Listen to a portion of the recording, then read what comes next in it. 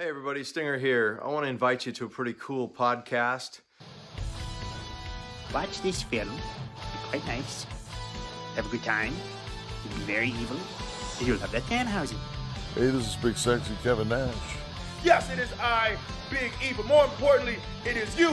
And you might remember me from such YouTube greats as Being the Elite and Chris Daniels Almost Dies. And if you're looking for the very best wrestling content, you better come to Good Mic Work Commentary. And I'm just going to tell you now, as a role model, you got to tune into this because if you also want to be a role model, you got to learn from the best. We have a rapport, and we have been so close over so many years. This is not a cameo or a paid endorsement in any regard. This is a message of friendship. Man, we met 20 years ago, 21 years ago now. Time is flying, isn't it? I want to wish you all the best in your YouTube channel, and hopefully I can maybe make a special guest appearance on there sometime. And he used to say, "Hey, Greg Morgan," and he used to say, "Please call me Greg," and I wouldn't do it. Good Mic Work Commentaries. Awesome YouTube channel. Now, if you've seen these videos before, you know what I'm talking about. We would do verbal chain wrestling. You know, we'd be off in the yard, the schoolyard at recess. And he's also a 40-year-old wrestling fan. That's a long damn time. And we'd just be staring at each other, and he'd say, hammerlock. And I'd say, all right, I've reversed the hammerlock into a hammerlock of my own, then I put you in a headlock. And, you know, that would go on for hours. He's not going to fill your head with bullshit. He's going to tell you real deal, what's up, and that's that. Raw, Smackdown, NXT. This guy covers it all, my friends. I want you to go to his page, Good Mic Work on YouTube. Check out Good Mic Work Commentaries on YouTube. But we would have fun. We would run around. There would be a wooden hoop we would hit with a stick, and it would go down a hill. I'm about to go and watch a few videos myself. It's a very practical apparatus. We're really lacking in the world right now with some people that have a freaking brain cell. And now look at him. He has more YouTube views and subscribers than I do, and I'm fine with it because I played such an integral role in his upbringing. Don't you dare be sour. We always talked about wrestling. He was a big Lou Thez guy, and of course I had an affectation for the Hackenschmidts. Clap for Good Mic Work Commentaries. This is RJ City, a wrestling rock on tour. And feel the power. Listen to the podcast. Subscribe. You are watching Good Mic Work Commentaries. Good Mic Work Commentaries. Good Mic Work Commentaries. Good Mic Work Commentaries. Just want to encourage all you guys to check out Good Mic Work Commentaries. And if you don't, we're going to have a problem. Do it! Do it. Do it now! Thanks a lot for the encomium and the nice words about my father's Hall of Fame induction. Hope our paths cross again sometime down the road. Would love to shake your hand again, and good luck on this podcast. And you don't just watch it one time. You can rewatch every single one of them. And now, Good Mic Work Commentaries and Greg Morgan presents the Winged Eagle Podcast.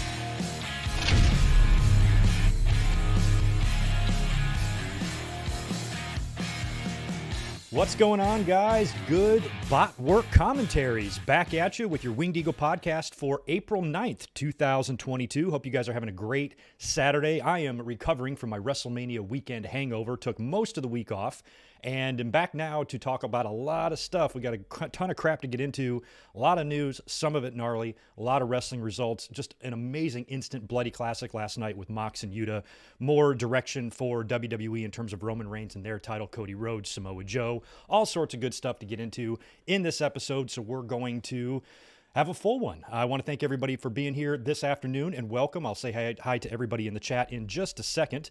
But in the meantime, make sure you subscribe, like this video, and all that good stuff, because it's going to be another fun weekend. We got another watch-along planned for tomorrow. So in this episode, basically what we're going to get into is some of the news going around. We're going to talk all about Tony Khan and whether or not he is sane or not. Very interesting tweets yesterday that I got a kick out of. The more obsessive and aggressive fans were more angry. I just thought it was funny. Nash Carter has been released by WWE as well. We're going to get into that whole disgusting situation. And speaking of disgusting, our friend Sunny is at it again, and she did exactly as we predicted several times throughout the years on this podcast, and that is eventually she will kill somebody, and she did. We'll get into that.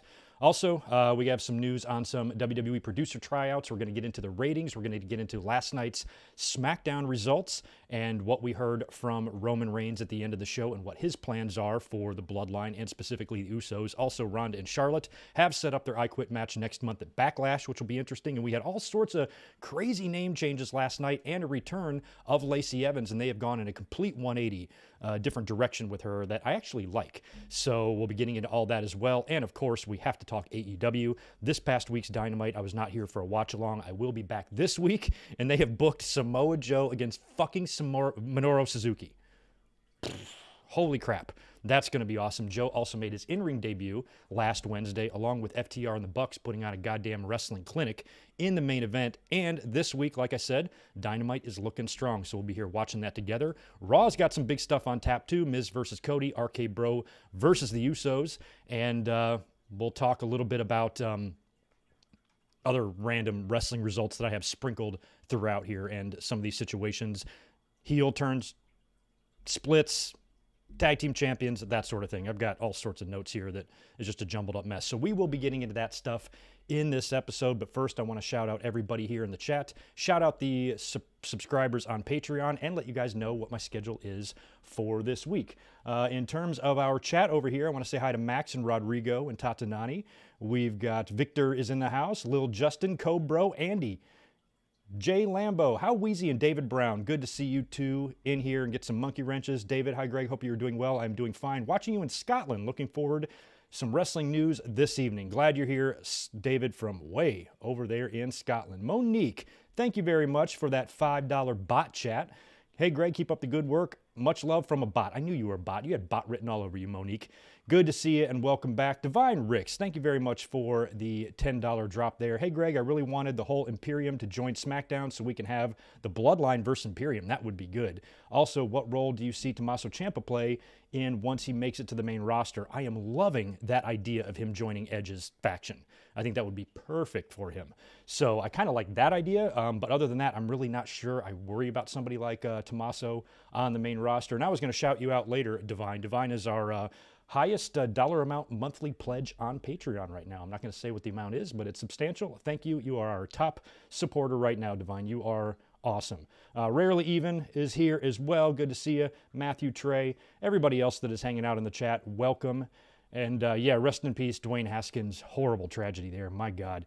And yeah, we got lots to talk about. So, like I said, thumbs up button, all that stuff. I'd appreciate it. I want to shout out all of the current subscribers on Patreon, including a new one from Chris Cray, who is sponsored to have his own classic pay-per-view review done next month in May. We're going to talk about Over the Edge 1998, not 1999. I will never do 99, so please don't ever request it. It will never be done on this channel. But 1998 was an awesome show, headlined by Dude Love and Stone Cold Steve Austin. I watched that live in my apartment with my friends that night and had a fucking blast. So look for that in the month of May. Also, Chris Broski, thank you very much. Divine Ricks, who I just mentioned a minute ago, thank you as always. JJ Legg, Darren Piper, Nikita Abalakin, Chris Miner, Super Fluffy Toaster, Deshaun Robinson, J Smooth 99, Martin Can, Apron Bump Podcast, Alan Carter, Brandon Yelverton, Nick Musser, Jimmy Anderson, K-Dogs Kennel, Ryan Y, Devlin Husband, John Redifer, Claudio Clabetester, Reese Jones, Barry MK, Josiah Blevins, John Riffle, Michael Kumo, Naveed, Keith Salyers, Blake Moran. You guys are the best. Thank you for all of the support over on Patreon. In terms of the schedule for this weekend, I've got a big watch-along planned for tomorrow. We kind of discussed this earlier on in the week. I think it was maybe on the Raw review, where we were just kind of throwing out ideas for watch-alongs in April, because April is Backlash month. And somebody mentioned 2002, and that one just really stuck out to me because I didn't like the Hogan and Triple H match. I hated that they put the title on Hogan, even though he was back for this nice nostalgia run. I couldn't believe that the guy who won the title in the main event of WrestleMania dropped the belt the next month. To me, that was mind-blowing. So we are going to watch that tomorrow. I don't really know much else about the card other than Hogan and Triple H, so it will almost like be going into this thing blind. We're going to watch that tomorrow, 5 p.m. Eastern, 5 p.m. Pacific, 8 p.m. Eastern. Check it out, and I've even gone ahead and put the link in the description below, so you can go over there, save it, and like it for tomorrow, and that should be a fun one. There will be no Raw review this week. I have a friend in town, so I'm going to be visiting with them on Monday, so there will be no Raw review, and after that, I guess I won't be back probably until Wednesday's watch-along for Dynamite, but I would expect some mic drops hitting the channel between now and then as well.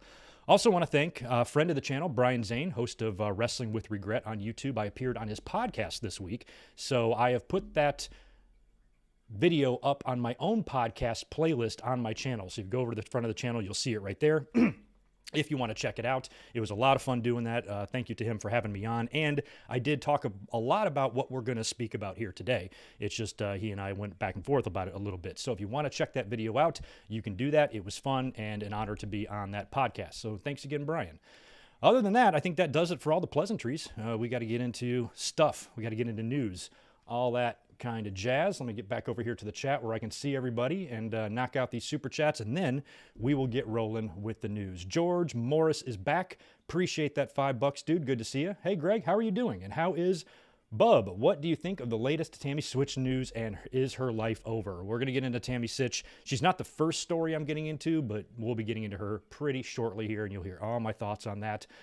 Bub is doing great. We are now into week 7 after I was told to pretty much put him down whenever I felt comfortable, but he's continued to do well. I kind of feel like he's plateaued in his improvement. I don't think he's going to get any better than what he is now, but he's a hell of a lot better than he was 7 weeks ago. So I'm just watching him, and the minute he starts to decline, that's when, decisions will have to be made. But right now, he's giving me an extra couple of months, and trust me, it's going to mean a lot to me when it's over. So thank you for the concern about Bub, George. Jimmy Anderson is back. Good evening to you, man. Glad you are here as well. Always one of our top and favorite chatters here on the podcast. Chaz, you're late. I don't know if we're going to forgive you. We'll take a vote. Probably not. Probably just going to block you for being late. You don't come late to these podcasts, dude. You're here on time. I'm kidding. Glad you're here, Chaz. And Deshaun's in the house. Right on. Another Scotland fellow, Danny. Right on, man. We got some people from all across the globe in here today. And Rude Killer, thank you so much for that $10. Hey, Greg, I know you'll discuss more later on Dynamite, but to me, the Julia Hart House of Black angle feels a lot like the turn with Luna Vachon and the Army of Darkness. What do you think? Yeah, it does, actually. I love that they're going in that direction. I think we said the minute that she was sprayed in the eye by that mist, she's joining them. It was almost like it possessed her or put some spell over her or whatever. I was almost comparing it more to like Alexa Bliss and The Fiend, but I think your comparison works a lot better with Luna and the Army of Darkness. I'm loving what they're going to do with Julia Hart. She's great. And it was funny, too. She sent the Varsity Blondes away in their match, like, get the hell out of here. And I remember back in the 80s when the Hart Foundation turned babyface and tried to distance themselves from Jimmy Hart, he would come out to the ringside area for their matches, and they would send him away. Little Easter egg. Always thought that was funny. And Divine Ricks is back with 2 more. Thank you, dude. Backlash 2004 will be a great watch along. I'm almost kind of regretting not doing that one now because we did talk about 04 a lot on Monday, and sounds like everybody wants that one. But April's a long month, so why don't we schedule 04 for the following Sunday? I think everybody wants that, and that's the great Foley and Orton match, right? With the thumbtacks and all that stuff. Let's do 04 next week, 1 week from tomorrow, as long as there's not a pay-per-view I'm forgetting. We'll do that next week. So plan on that. Right on. Okay, well, let's get into this delightful wrestling news, and let's start with some lighthearted stuff, because I just think that as wrestling fans, it's in our best interest that our wrestling billionaire promoters are a little bit nuts. And Tony Khan, yesterday, ahead of AEW Rampage, tweeted some very interesting stuff. And I pulled up the tweet here just to read you one of them, the main one that he kind of responded to and elaborated on. And of course, I clicked off of the damn thing like an idiot. Let me just get back to it here. And of course, it was concerning bots and all of that. So he put this up yesterday around 10 o'clock in the morning, my time. And I quote, an independent study has confirmed that much of the staunch anti-AEW online community aren't real individuals. It's a staff running thousands of accounts plus an army of bots to signal boost them. Look closely. These aren't real people who'd pay for such a wildly expensive thing. Now, for me, the first few sentences wasn't even that nuts. It was almost the final sentence, the insinuation. I mean, I think I know what he's insinuating, don't you? Who would pay for such a wildly expensive thing? I can think of somebody. And it's not like WWE's above doing shady shit and sketchy shit behind the scenes. They've been doing that forever. Don't they pay that one guy to kind of like fast track or push out the Fast Nationals early or some ratings manipulation? They're always looking for ways to stunt the growth of any competition around them. They've always done that. However, this is a pretty wildly crazy, I don't know what the word I'm looking for here is, I guess, insinuation or accusation, if you will, against WWE. I am not technically savvy enough to comment on what the hell a bot even is. Obviously, we know bots exist. I've been invaded by bots on my podcast before. One time we had like 8,000 people in the chat, and somebody was spamming Jim Cornette's name 10,000 times. I know these things exist, and I know there's ways to manipulate social media, YouTube views, and anything in the social media realm. Those things are a very real, very legit thing. However, the timing of this and why he chose to tweet this made us wonder, I think Tony kind of, I don't want to use the word insecure because I don't think he is that. He's done a great job with AEW so far. Their talent roster is stacked for a company that's only 3 years old. I mean, they've done a lot of things right, and they've been able to capitalize on a lot of WWE stupidity by releasing a lot of great talent that should all have, big contracts in a major company, and it's helped supplement AEW's talent to the point where now some of that early startup talent, like the Marco Stunts and others, are going to start being pushed out so they can have a more competitive roster. So he's got a lot to be proud of in terms of the size of AEW, the success they've had, and the strides they've made in the last 3 years. For fans who say, oh, AEW is really on the decline, I'm like, they're less than 3 years old. WWE has a 60-year head start. It's not that surprising that WWE's ratings are going to be a little bit higher. Their attendance is going to be a little bit higher for the most part, in WrestleManias and stuff anyway, and they're going to have stronger numbers across the board because they're an older, bigger, larger company who's been doing it for 5 decades longer. See how it works? It's math. So I don't think that the fans or Tony Khan need to get too ahead of themselves in terms of getting so hung up on the competition to where now they're throwing out accusations. Now, I don't think Tony would just flat out lie about this. An independent study has confirmed these rumors or these statistics according to Tony Khan, but I don't know in terms of, what I know about, the internet and bots and social media and algorithms and all that stuff. I don't really think I'm qualified to talk about this, but he elaborated a little bit more, and talked about researching it yourselves, and he did not personally hire this independent. A lot of people were saying, oh, you just did this yourself or whatever, you came up with this.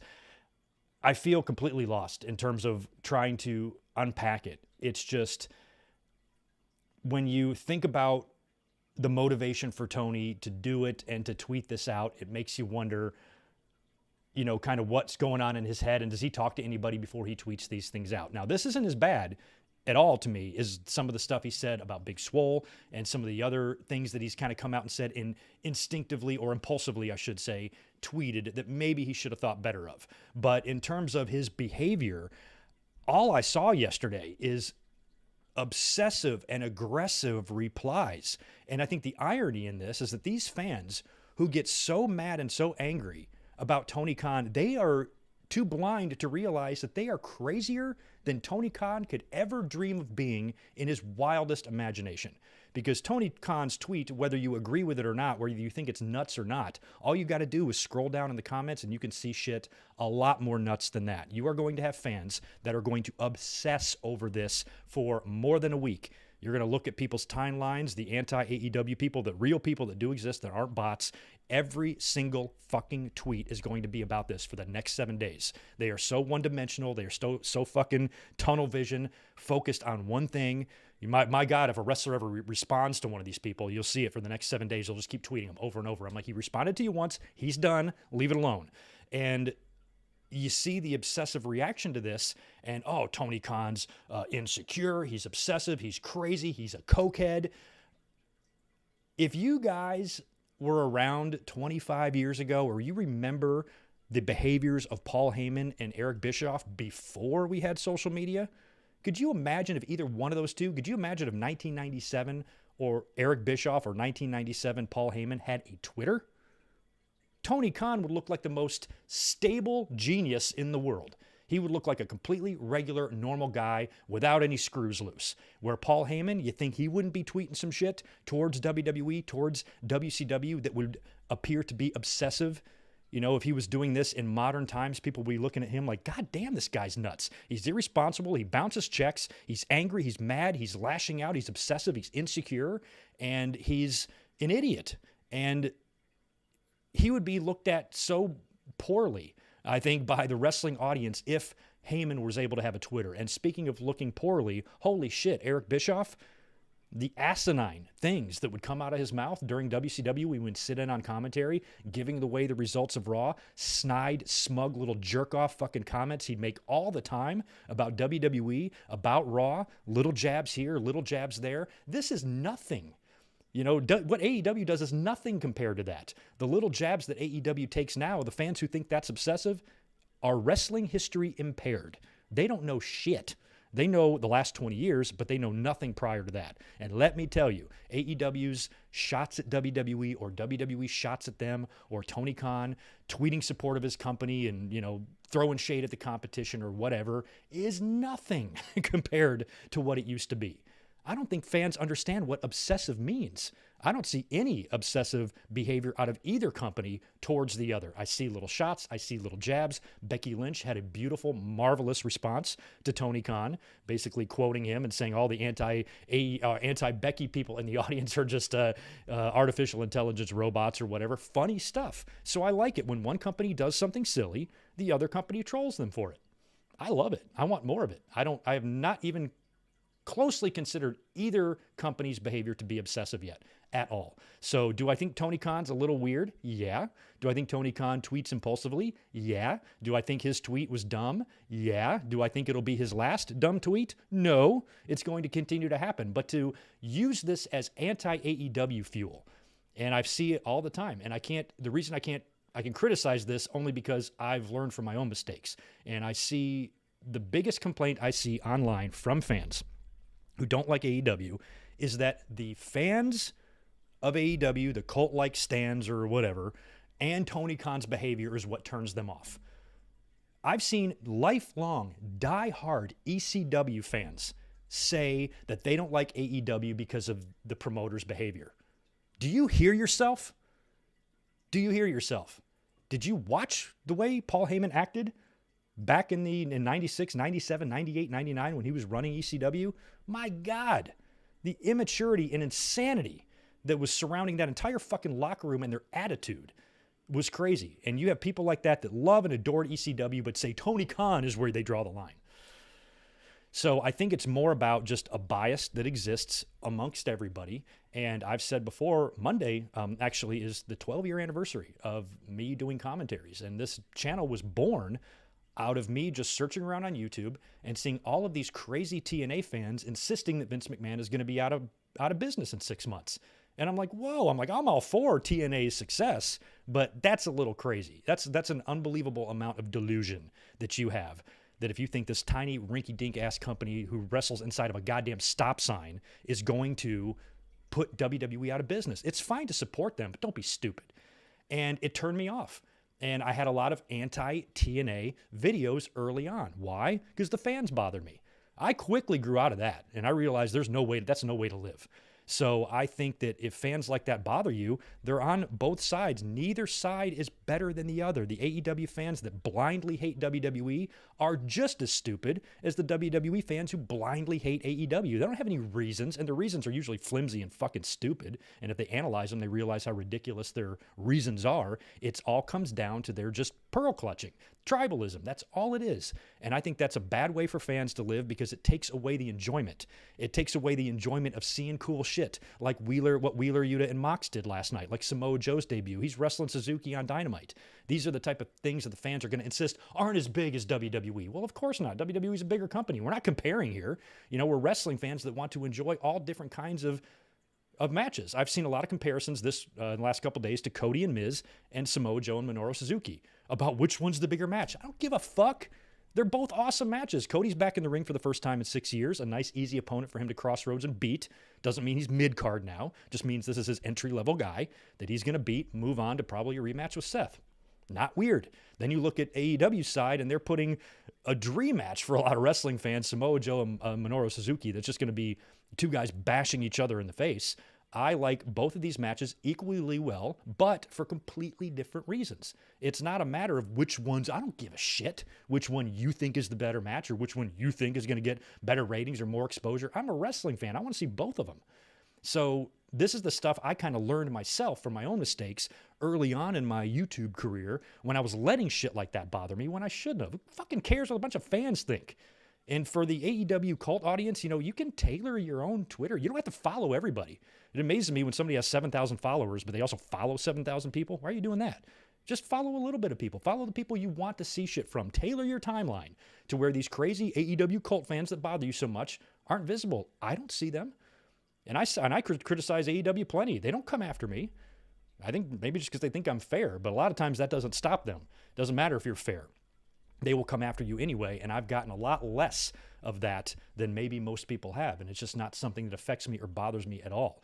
So when it comes to Tony Khan and his behavior, he's going to be weird. And to think that he's any weirder or any more over the top than Eric Bischoff or Paul Heyman back in the day or Vince McMahon, who once pitched an incest angle with his daughter, you are considering Tony Khan to be crazier than all those people. I disagree. And I think as wrestling fans, it's good to have a billionaire owner that's a little bit off his rocker, marches to a beat of his own drummer, maybe a little goofy, quirky, willing to try shit, willing to spend money, and to be a little bit nuts. I don't want some tight-ass guy with a stick up his ass walking around booking this stuff. No, you want a fucking free spirit who's nuts, who maybe toots a little bit. Whatever gives us the best quality product, I don't give a shit. But I think that the anger and the lashing out at Tony Khan is funny to me that Tony Khan would tweet that knowing the type of responses he's going to get.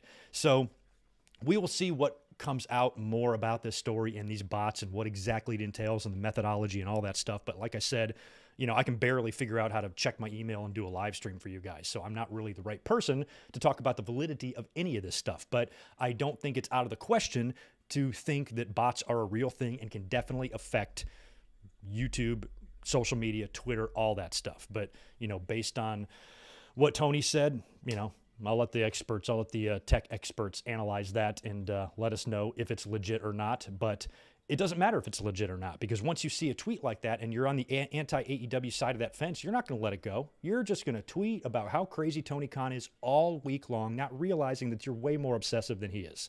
And you can't respond to crazy behavior by being 20 times crazier than the person, that you're accusing of being crazy. You know what I mean? And that's what I've seen all week long with Tony Khan. So me, I don't really care. Me, I think it's funny. As long as Tony Khan's not singling out wrestlers like he did Big Swole, I thought that was really fucked up. As long as he's not doing that, I kind of enjoy his weird tweets. I kind of enjoy his crazy tweets because if they're crazy enough, people are going to troll him for it. Like people in the other company, like Becky Lynch and maybe other pieces of talent might chime in with some of their own thoughts on this. So, to me, there's nothing to be angry about. There's nothing to be obsessed about. And there's certainly nothing to be overly aggressive about. This is Tony being Tony, and it ain't the last time he's going to tweet something like this. Expect it all the time.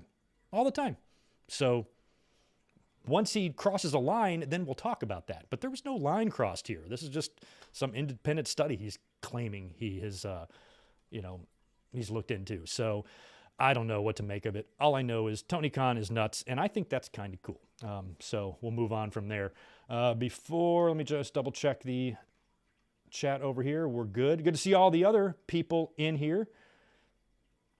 Oh, yeah, Alfred is that guy's name, the Fast Nationals guy. Yeah, something shady is going on there. Like, WWE does shady shit all the time. They always have. Like, all the fucked up stuff they are doing.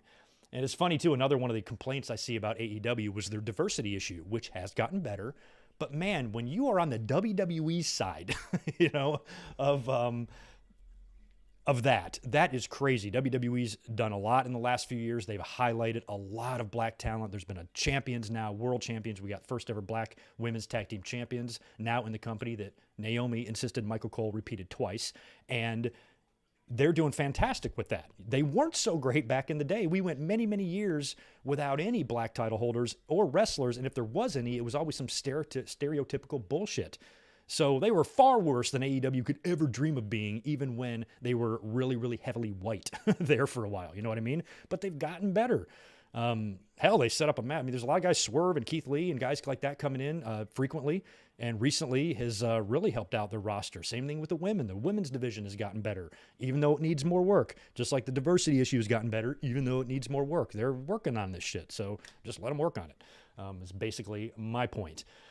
Moving on with the news, though, we got to get into another or a couple more uglier situations than Tony Khan stuff. And the first one is Nash Carter. Now, Nash Carter, one half of MSK, the current NXT Tag Team Champions, was released this week after allegations of spousal domestic violence. Now, this has really been confusing. It's just been one big bucket of what the fuck, because Kimberly, who is Nash Carter's wife, began these allegations on Twitter a few days back, saying that she's holding something in and she's going to reveal the truth unless she gets what she wants from Nash. Then we go into Stand and Deliver, where MSK wins the tag team titles. She tweets out after that match, proud wife with a bunch of hearts. And then everybody was like, well, what about yesterday? And then she's like, well, keep your nose out of our business because it's between us. I'm like, well, you're the one that brought it public. Trust me, I'm the first one to stand up and say, keep your nose out of other people's business. But when these people put all of this out publicly, what are you supposed to do? Of course you're supposed to question it. You know, she's saying, I'm a proud wife. I'm like, literally 24 hours ago, you were threatening to expose him for abuse or abandonment or neglect or whatever. Now you're a proud wife. Then 2 days later, she turns right around and she has released pictures of her face scuffed up a bit and marked up, said that she was the victim of domestic violence. And that's pretty serious. And all of the fans, of course, or all the people on Twitter were just really confused about the inconsistencies in her tweets. Why is she supportive one day and not the next? What's going on? These two must be exchanging text messages or something, and she's getting mad. Apparently, he doesn't even live with her anymore, and they've been separated for a while. He's been living at Wesley's house with Wesley's wife, and they have both come out in support of Nash Carter, obviously, because Nash Carter's career affects the career of Wesley, so you have to take that in consideration when listening to his wife. But Wesley's wife said Nash Carter's been staying with them, sleeping on their couch, and that Kimberly is crazy. And that is supported by Kimberly's inconsistent tweets that were just kind of all over the place. And you wonder what the hell the truth is. So I think most fans were just expecting that because this is such a mess and there's so much he said, she said, that WWE will probably, they're going to be in a tough situation here, but I didn't think they would flat out release him. I thought they would probably investigate and then make a decision from there. Because when you think about some of the other people that have had these type of allegations levied on them, WWE's kept them around for a long time, but a lot of this stuff was the Me Too stuff, not necessarily spouses. And I think that's one thing that fans need to remember here, because I'm inclined to be on the side of Nash Carter too, just because of Kimberly's inconsistencies. But what you have to understand, as crazy as it sounds, is that you might not know everything about this situation. I saw people today tweeting WWE, hey, WWE, let me ask you something. Nash Carter's and why would you release him? I'm like, did it ever occur to you that maybe you don't know everything? Just for a second? Because we don't know everything. And who knows, WWE might have some internal policy when it comes to spouses. It might be out of their hands. It clearly states in our policy that if you are accused of domestic violence by your spouse, it is immediate termination until further investigation. So maybe they just had no choice. This is too serious of a thing. It's not like a Me Too thing where you're DMing a potentially underage girl or whatever, and it's just a lot of, tough to prove stuff. This is a spouse. She is coming out and saying these things. We have to take action because this is such a PR nightmare if you turn out to be guilty of this and we keep you around. But I believe she also released those photos on the same day that she was served her divorce papers. So there's clearly some emotional instability, let's just say that, going on with her. That's completely clear by her tweets. But I also think that what goes on between a man and his wife, and that sort of stuff should be between them, should be between the police or anything else that, from a legal standpoint that needs to be dealt with there. But when you think about Nash Carter being a champion, how many times has WWE released a title holder? Hasn't happened very often. You guys are going to have to tell me the last time it happened. But he's a champion. So for them to release a champion and them to have to then explain it on TV, vacate the titles, which they did do. They announced on social media that the titles will be vacated and they're going to crown new tag team champions in the near future. So to release a champion, doesn't that tell you that they must know something?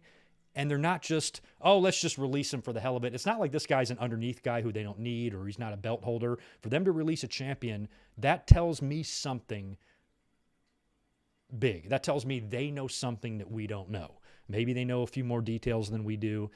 The Hitler pick also didn't help, even if he was joking or if it was a costume or whatever it was. I think having that picture taken hurt him because she could then expose that. So when you pile all of these things on, in WWE's mind, it was enough for them to release him. I don't know why. I don't know why, what specifically they know that would be enough to say, yeah, we need to let him go, especially when you think about and consider the inconsistencies of Kimber's accusations. But they must know something, because you just wouldn't release a champion like that, unless they really needed to distance themselves from that situation. So all I say to the fans or the people that want to pass judgment is, you don't know. I know you're inclined to go right and defend somebody every time somebody has allegations against them in the Me Too movement. People were like, proof. People are just, a lot of fans in the wrestling Twitterverse are just naturally programmed to automatically defend the people who are accused. Sometimes they are wrongfully accused. It absolutely does happen. But sometimes, even when there's proof, you have fans saying, proof? Oh, I just showed you proof. But it's just what they do. It's like a nervous tick or something. So, yes, there are people that are falsely accused, and there are people that deliberately try to sabotage someone else's career with this stuff and maybe take advantage of this opportunity they have to make allegations, knowing that a lot of people are going to call them brave for speaking out and all that. I understand all of that. That happens. Is it happening here? I don't know. Her face was marked up. Where did she get those bruises from? Could have just been a gnarly fight and they were both hitting each other. She hit, he hit back. Who knows? But it's a spouse that might fall under a different category. I can't think of too many situations with the speaking out or the Me Too stuff where any wrestlers were coming out with issues against their wives. I know we had some breakups and some splits, but no allegations of abuse. Bray Wyatt, got with JoJo, and Corey Graves left his wife for Carmella. I think Seth Rollins bounced around to a few women, but none of these people have ever been accused of anything bad. It's just been, that. So when it comes to actual spouses, that might completely change the game from a behind-the-scenes perspective in terms of what WWE does policy-wise with these releases and stuff. So if Nash Carter, it is somehow proven, if there is a way to prove any of this, right or wrong, whatever the truth comes out to be, I feel like it's unfortunate. Because if he did these things, then yes, he absolutely deserved to be released, and it's an unfortunate situation that him and Kimberly have such a tumultuous marriage, and it's good that they're getting out of that. If he's innocent, then that's equally fucked up that she deliberately sabotaged him, out of spite or anger over the divorce. Either way, it's not good. Either way, it's fucked up. And either way, neither one of them deserve to be the victim of the other. Nash does not deserve what she's doing to her if she is in fact lying, and she certainly didn't deserve to get beaten by him if he's lying. So I don't know. And that's the thing. It's okay not to know. Don't feel like you're less of a person if you don't know. Everybody's opinions on social media about this situation are extremely aggressive. It doesn't have to be. You can think about it before you tweet your aggressive opinion about it, because the fact that people think they know everything is just humorous to me. You don't. Shut up. Let's move on to some more pleasant news, shall we? Sunny. Tammy Sitch, at it again. We have done several podcasts about Sunny over the years, discussing each one of her arrests. And the most recent one that happened, I don't even know, 2 months ago, 1 month ago, whatever it was. And we talked about it here, and I was extremely angry when I was talking because this was her umpteenth arrest. She had already spent a year in jail. She now has 6 or 7 DUIs or whatever it is. And for some reason, she is allowed to appear in court and walk out of court. And no judge is looking at this super thick rap sheet and saying, you're gone, girl. 10 years in the clink, come out in a decade and clean yourself up. Nobody said that to her. And they've allowed her to walk free. I don't know what kind of lawyers or representation she has that's been able to get her out of serious jail time. Yes, I know she spent a little bit of time there, but based on her charges, she should be put away for a long time. And what I mentioned in the last at least 2 arrests is that sooner or later, because all this stuff is always involved with the vehicle, she's always pulled over hammered. Sooner or later, she's going to kill an innocent person or she's going to kill innocent people. And sure enough, on March 25th, she was involved in a car accident in Ormond Beach, Florida, that she caused that killed and took the life of, I believe, a 75-year-old man. She rammed into a stopped car at a stoplight at 8:30 at night. Hammered, obviously, 8:30 at night. She hit that car that then hit a car in front of her, or in front of that car. And the person that she hit was declared dead at the hospital. What did we tell you? What did we tell you?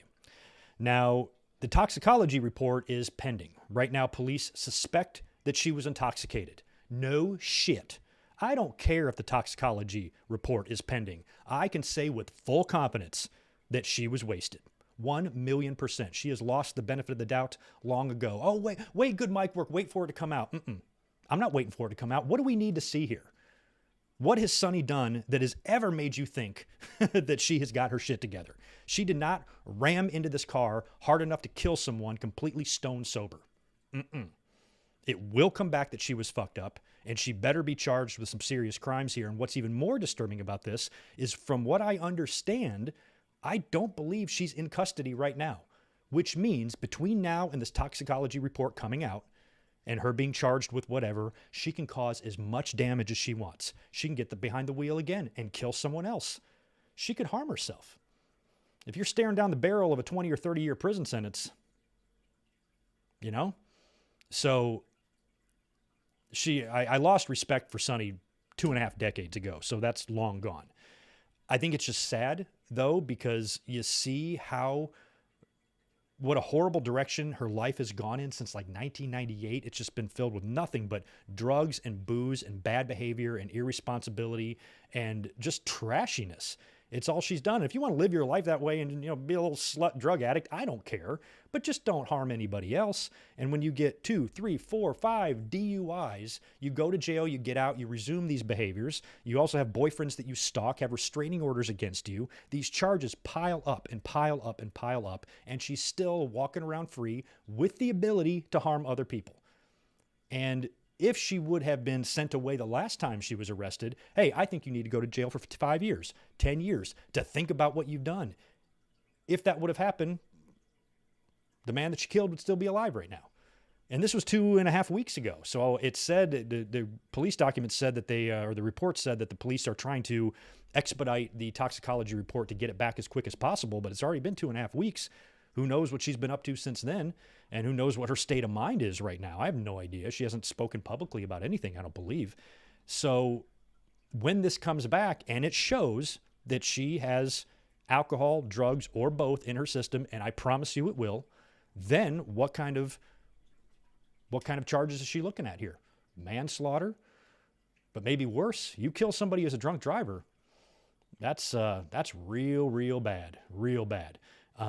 And that could spell the end for Sunny. And I would have zero, and I mean less than zero, negative 10,000% respect for her or sympathy for her if she goes to jail for the rest of her life. I kind of want her to.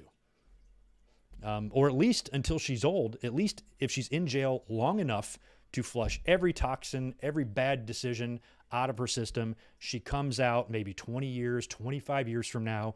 She has a few good remaining years left that she can maybe enjoy. Maybe this can rehabilitate her. But if she's allowed to continue in society the way she is now, she will not only kill other people, she'll probably kill herself. And it's not good. It's fucked up. It's disturbing. It's frustrating. And it's tragic because it's avoidable. And if one judge would have just had the sense to look at this piece of trailer trash and throw it in the jail cell where it belongs, this tragedy would have never happened. It's unbelievable that we just talked about this a few weeks ago. And I said, she's going to wind up killing somebody. And she did.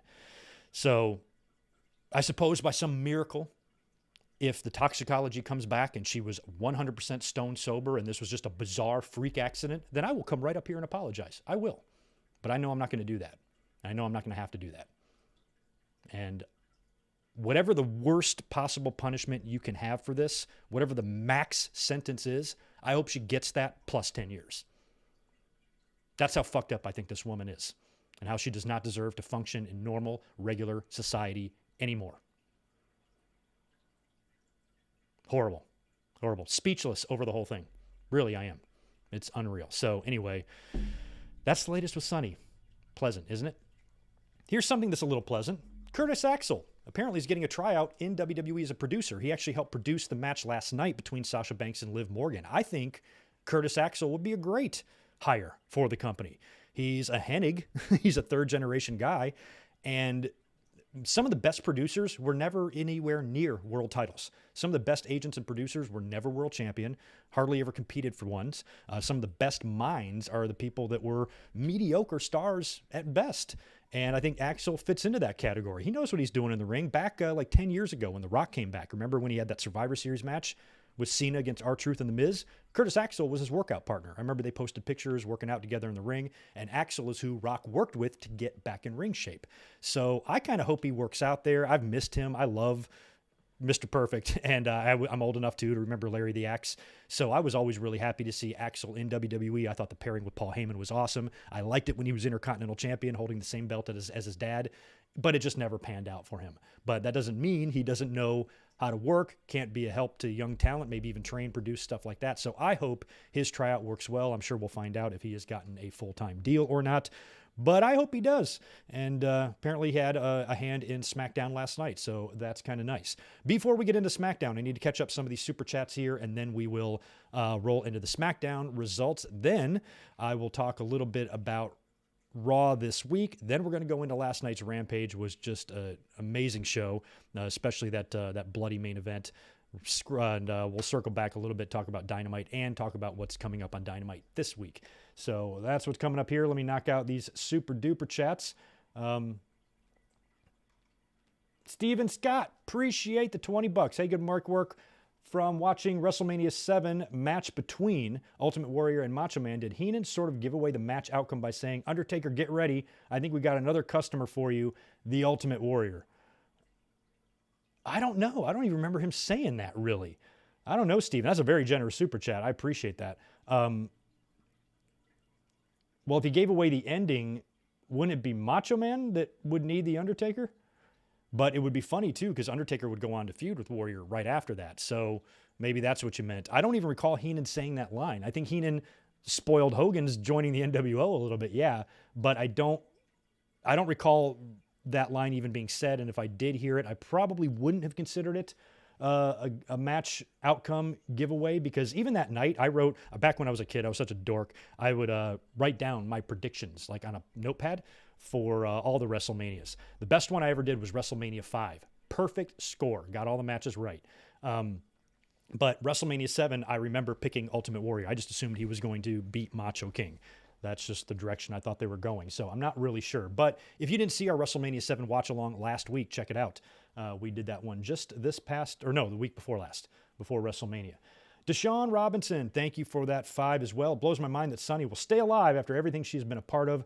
Totally Honest is still alive. After everything she's been a part of, Totally Honest. Yeah, you worry about people that have that much, that many demons, that much drugs and alcohol that, we've had a lot of premature deaths in wrestling. And there's been people on that list, DDP and Jake Roberts and Scott Hall before he passed away.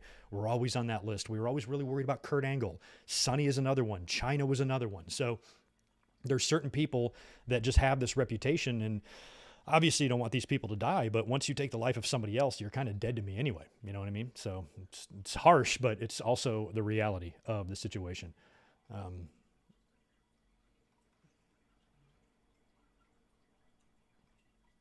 Sabia, Greg, you just said we don't know everything. I know. Did I contradict myself? I might have. It happens. Victor Colon, appreciate the $2 from you as well. Sonny needs to stay in jail for life. Well, there's a very good possibility of that because that's gnarly. And there's other situations where, I'm a restaurant manager, and years ago, my restaurant back in North Carolina, it's about 15, 16 years ago now, maybe even longer than that. And I was the manager there, and we had a regular customer. He's a great guy. He has a great job, and he has a wife and a small baby at home.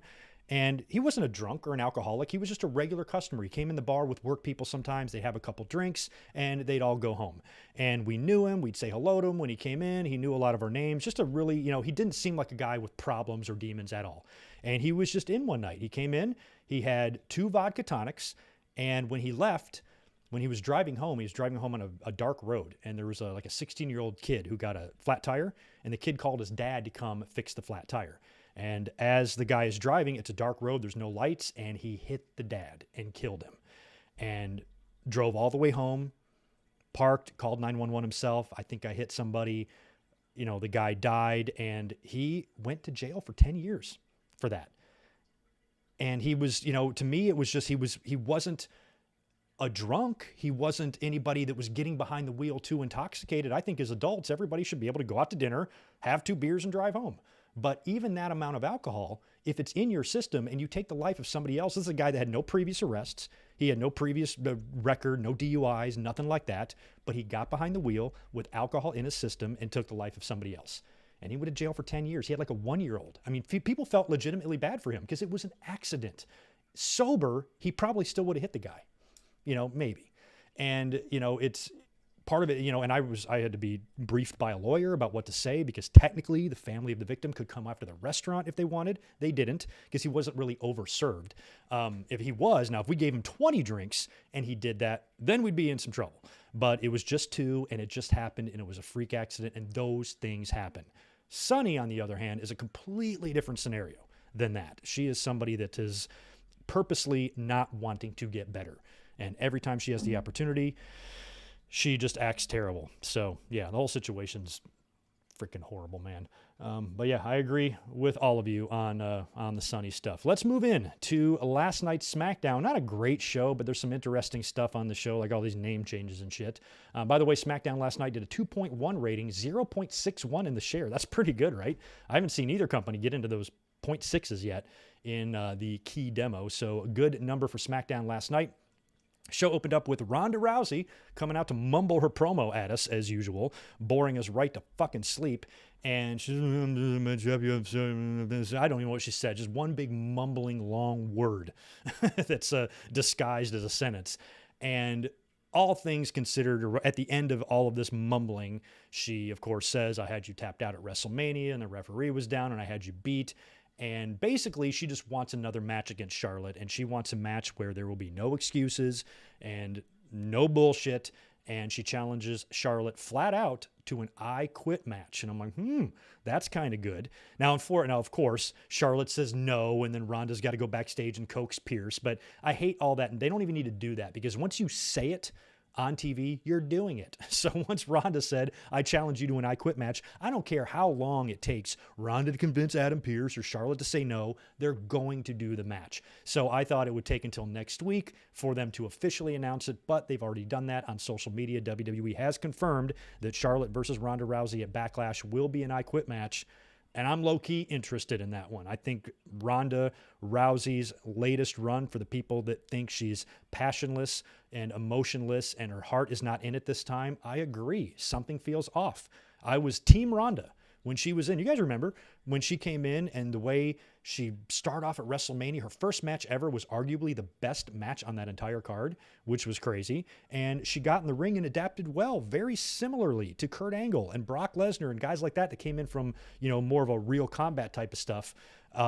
And transitioning into wrestling and doing it well. And I thought she did really well. But then she left, she got pregnant, she came back. She seems like, her energy and enthusiasm is just zapped. She mumbles her words. She needs a mouthpiece. I would love for her to go heel and join with Paul Heyman or something. She needs more than what she's doing. But all that being said, I thought the match she had with Charlotte at WrestleMania was really good. And I think the I Quit match will be interesting because holy crap, How do you get out of this? I don't see Ronda saying I quit. Charlotte has tapped out a few times. So as I said in my WrestleMania review, I believe Ronda would win the title at the next pay-per-view, and I think they're setting her up to do that. I think because of Ronda's supposed one-year deal, at least that's what I think. I don't even know the details on Ronda's contract. If you guys know, please let me know. I'm assuming she's got one more deal. She's coming back to contractually fulfill that. So I can understand WWE not wanting to belt her at WrestleMania. I wouldn't have done that either. I'd put Charlotte over in that situation. Charlotte's had some WrestleMania wins, hasn't she? She turned the Divas title into the women's title in that very building. She's beaten Asuka. She's beaten Rhea Ripley. Now she's beaten Ronda Rousey, all in championship one-on-one matches. It's pretty impressive. So I would put Charlotte over here. Even though I think I predicted Ronda to win, I was pleasantly surprised with being wrong on that one, because if Ronda does leave, you probably don't want this memory of her winning the title at WrestleMania, to be that big of a moment. I think she's going to win the title. I think she's going to win the title next month against Charlotte. I think it's very possible Charlotte wins it back from her, because once Ronda does win the title, then who beats her from there? You know what I mean? So I think she'll do that, have a little bit of a run, and then when things come up next year, whenever her contract is up, they will reassess things. It feels like Ronda is going to want to leave the wrestling business. I think WWE wants to try to ensure that if Ronda does leave the wrestling business, that if she ever comes back, she promises to come to WWE. Because if she leaves at the end of the year, technically she's free and clear contractually. She doesn't seem like she loves wrestling very much, but what would be stopping Tony Khan from calling her up and you say, what did WWE pay you for WrestleMania? I'll pay you twice that if you come work Full Gear or something like that. She'll probably do it. So I think that WWE's treading carefully maybe how they treat her, making sure they treat her well without hopefully sacrificing too much of your talent in the process. In the hopes that if she does stick around, maybe they can convince her to stay in wrestling by the time we get to the end of the year and she re-signs. But I personally think, just based on Ronda's body language and her attitude, I think she just got really soured and turned off by wrestling fans. I cannot blame her for that. Honestly, I can't.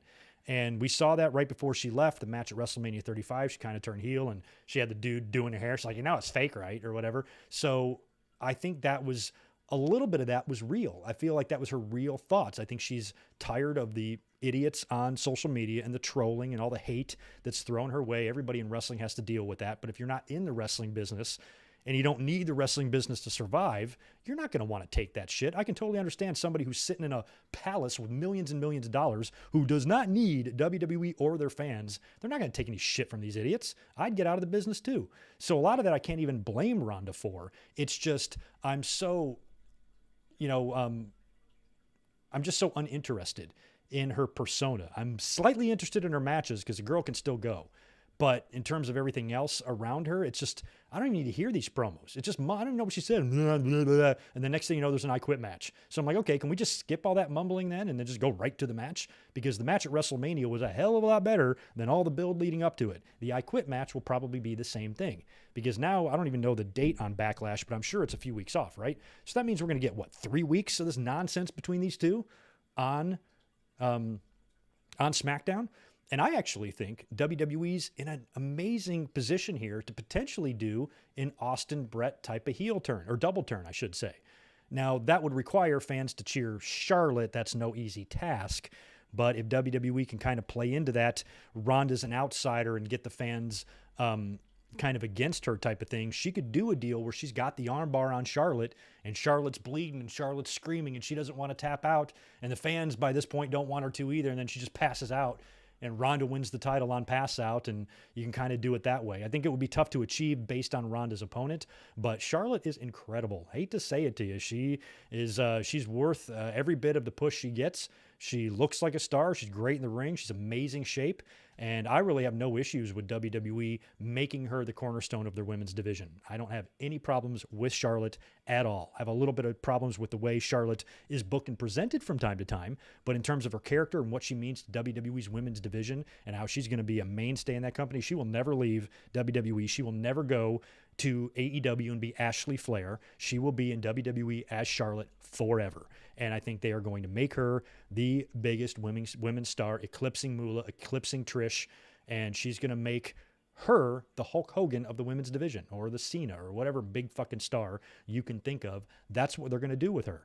And I almost wish they would take her character in a little bit different direction sometimes, because Charlotte does the same thing. She's always in the title program. She wins it. She loses it. She wins it back. She loses it. She wins it back. Her promos are, very much the same. And we haven't seen her go outside of her comfort zone yet. I would like to see that maybe for Charlotte in the later stages of her career. I think they could get more use out of her if they actually, did stuff, in a little bit different, or change it up, or give us a little variety with Charlotte. But when it comes to Charlotte and Ronda, I'm always going to take the side of the wrestler. This is a second generation wrestler with a ton of family lineage and history in the business, taking on a UFC outsider that's probably just coming in for a payday. Of course, I'm going to take the wrestler. I don't care how much heat she has. So I think Ronda will beat Charlotte. From there, I'm just curious if Charlotte gets that win back, if they book it at SummerSlam, they push it all the way to SummerSlam and Charlotte wins the title back at SummerSlam. They could maybe do that. Or if Ronda will get the chance to defend against some other opponents and somebody else will beat her for it, because Charlotte does not need a victory against Ronda Rousey to elevate her in any way. So I think that could be used for someone else. So Ronda winning the title to me is interesting, and I'm actually okay with it happening, because I like to think about who she's going to drop it to. Because once Ronda's the champion, that means she's got to lose. And if she doesn't lose to Charlotte, that means somebody gets made. And to me, that's good. Especially if Ronda's leaving, she's going to do some jobs on the way out the door as well. So, yeah, I kind of like the match. I think it's going to be pretty good at Backlash. Or, I'm sorry, at WrestleMania Backlash. We also had Xavier Woods taking on Butch. This match was kind of dumb. This is Butch's first match on SmackDown, and when he's facing Xavier, I'm like, well, shit, Xavier's 1,000% going to win this match, because the New Day lost at WrestleMania in a really underwhelming loss. I can't see them coming right out and losing again. But then again, I don't want to see Butch lose his debut either. But Xavier did wind up winning with a small package. Butch kind of freaks out after the match, and his homeboys try to cool him off a little bit, but I think that's kind of his gimmick. I don't think they were really teasing a split there yet. I think they were just pushing this gimmick of Butch, that he's a hothead type of thing. And just one of the many ridiculous name changes. I just wish he was Pete Dunne and not Butch. He looks like a Sandlot character. I just don't know what to make of Butch. Ridiculous. Then we go backstage. Sami Zayn is talking to Adam Pearce, complaining about the Johnny Knoxville match at WrestleMania, and says that he wants to redeem himself and that he'll face anybody. The next guy that walks through the door, I'll face. And Drew McIntyre walks through the door and kind of casually says, "What's up?" and walks away. And Sami's like, "Okay, the next person." And Adam's like, "Nope, too bad. That match is made. You're taking on Drew McIntyre later on in the show." Then we get our first WWE name change of the night. We get a Gunther squash match. So they have officially called up Gunther to the main roster, but he's introduced by Ludwig Kaiser, who of course is formerly Marcel Bartel. And they have changed his name to Ludwig Kaiser. This was reported earlier on in the day. I think Fightful Select had an article up on this, and a couple of other WrestleVotes did as well. And on the internal sheet, it was listed as Ludwig Klaus. And then they changed it to Kaiser for some reason. If you ever come to my deli, try the Ludwig Kaiser. It's delicious. I think they should have made his last name Borga. Ludwig Borga instead of Ludwig Borga. So they're going with these very German-sounding names for these guys. Imperium is not fully intact here right now. It's just Gunther and Ludwig. And, of course, Gunther kills this local talent guy in a match that I think should have also been for Pete Dunne. Butch. This is who Butch should have been fighting. A guy just to beat and then lose to Xavier next week or something. You know what I mean? But Gunther completely squashes this kid, didn't even catch his name, and they're kind of now pushing this new look. They're now in the red instead of the black. A lot of people are talking about the German Nazi colors and all that shit in their gear, and I don't even know what to fucking make of that. WWE has always had this kind of philosophy of foreigners are heels. I don't know why they still stick to that in 2022. But I really like Gunther. And when you see him in the ring, he just has so much incredible potential as a beast, as an unstoppable, scary person. And I just cannot wait for WWE to fuck that up. And before we know it, he's in the ring dancing like Vladimir Kozlov. That's what I'm worried about. We had another name change up next. Raquel Rodriguez was interviewed backstage. She has now been called up. So her and Dakota, I believe, won the tag team titles, dropped them immediately, and now Raquel is on the main roster. They have changed her last name from Gonzalez to Rodriguez, which this one is a little bit less annoying because I really don't give a shit about this one, but it does beg the question, what is the point of this? Now, I know a lot of people say, whoa, so they can own the IP. Okay, fine, but then why didn't they just make her Raquel Rodriguez in NXT? And I think they changed her name because her real last name is Gonzalez, so she could technically use that, and WWE wants to own the intellectual property. Totally get that, but why wasn't she just Raquel Rodriguez in NXT then? Why do they bring these people up and change them? And I think that's the more frustrating part. Some people say, oh, just a name change, relax. I'm like, it's not just a name change. Not all the time, because when you've gotten to know these people, that's what NXT is supposed to be for you to start becoming familiar with this talent, understanding who they are, how they work, what their personalities, what their character is, and what they're all about, and get behind them and find support for certain people. And then when they get moved to the main roster, you completely change everything that made the fans like them to begin with. To me, that's just a ridiculous backwards ass logic to do, because that was the point of developmental. Yes, you can tweak up some people. They did that in OVW, Leviathan became Batista and all that. I get it. But sometimes these are just regular ass names. Pete Dunne, the Bruiserweight. Nothing you really need to fuck with there. Raquel Gonzalez, same thing. Imperium, same thing. You didn't need to change Walter to Gunther. You didn't need to change Marcel to Ludwig. It's stupid, especially when you've gotten to know these people as a certain name, as a certain personality. It's not like they're jumping from another company and WWE has to change their name. Cody Rhodes came from AEW and he stayed Cody Rhodes. So I don't understand what the reasonings behind this stuff is, other than WWE just wanting to own every single little tiny aspect of a character's intellectual property. To me, that's stupid because it takes away what the fans found appealing about them to begin with. Now, we all know that NXT talent, when they get called up to the main roster, is usually doomed. But when you add name changes to this stuff, some of the name changes I agree with are not a big deal. Fans shouldn't get their panties in a bunch over it. Totally. Raquel Rodriguez is one of those examples. I don't really care about her or her last name, so that one doesn't bother me. But other ones that's such a drastic change, like Pete Dunne, that not only has a brand new name, just one name, he also has a completely new gimmick and attitude, and they're trying to pretend that Sheamus and Ridge knew him since they were kids and that Pete Dunne never existed. I mean, this company really is geared towards 5-year-olds because this is the only type of stuff, these are the only heads that this shit would go over.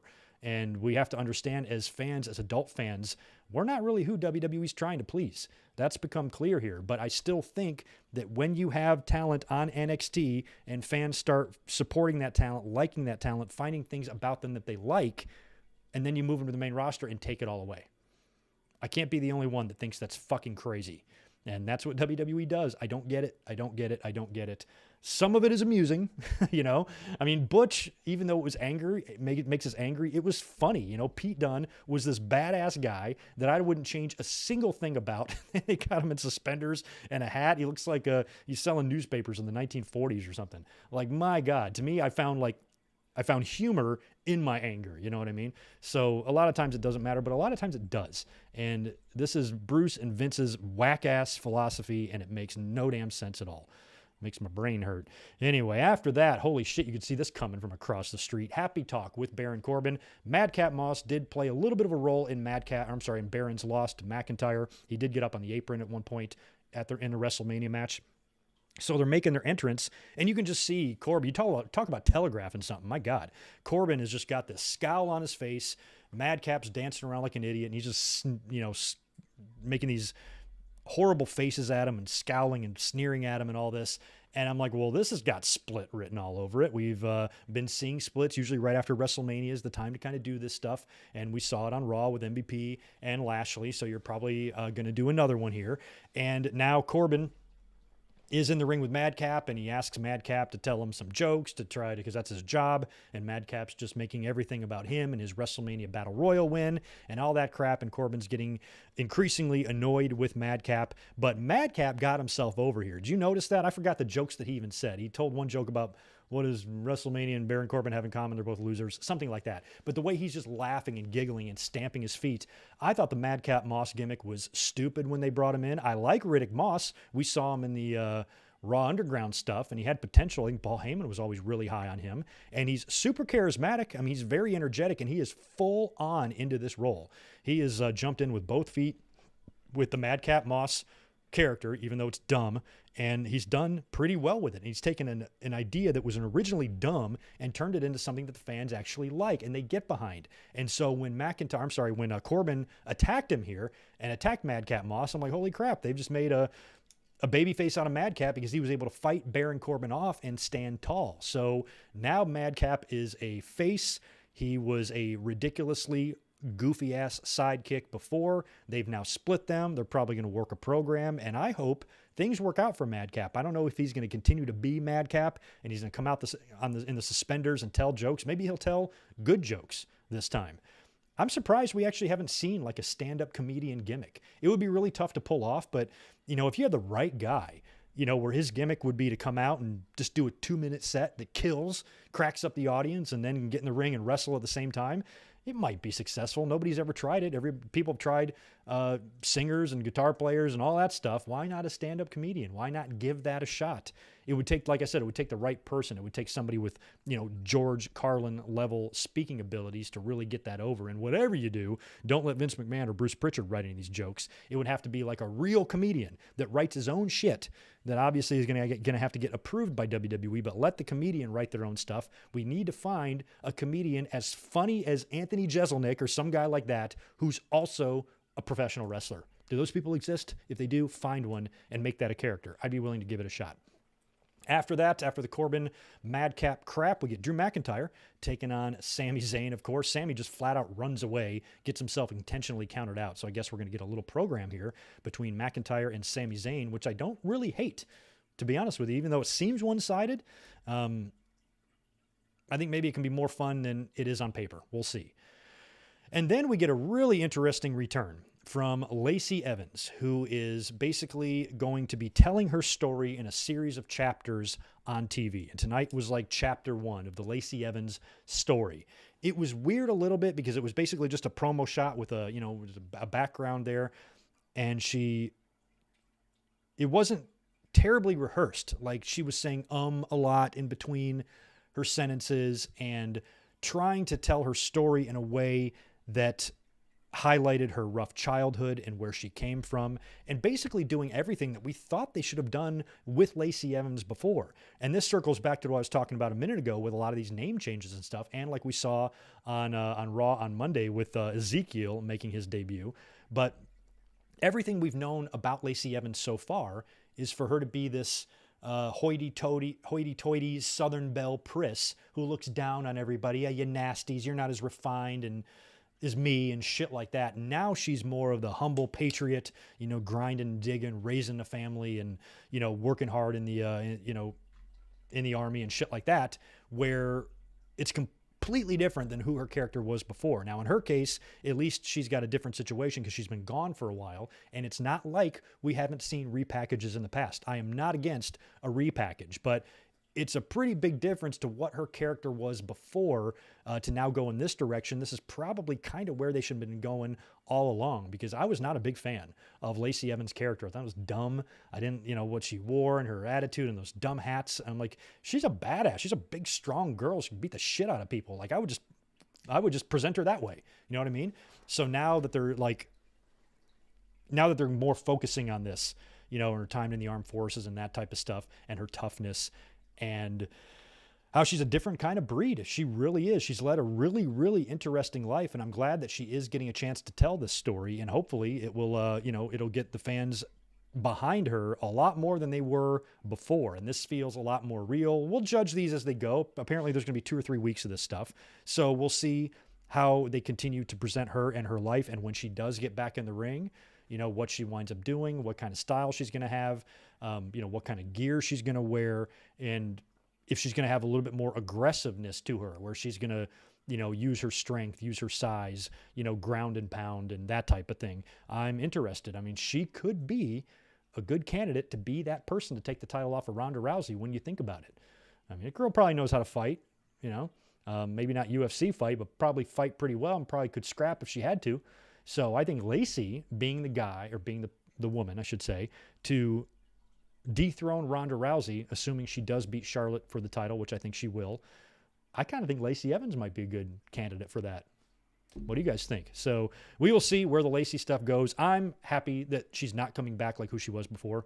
I'll reserve my judgment for this particular character for a couple of more weeks, but as of right now, I kind of like what I'm seeing from her so far. And then in the main event, we had the Roman Reigns promo where we thought he was going to reveal the next step, not only for himself, but also the bloodline. And he does, sort of. One thing I was really concerned about, and I think we all were, was the potential that he could be injured. And he maybe got injured at WrestleMania, might have been why we had that sudden finish the way we had.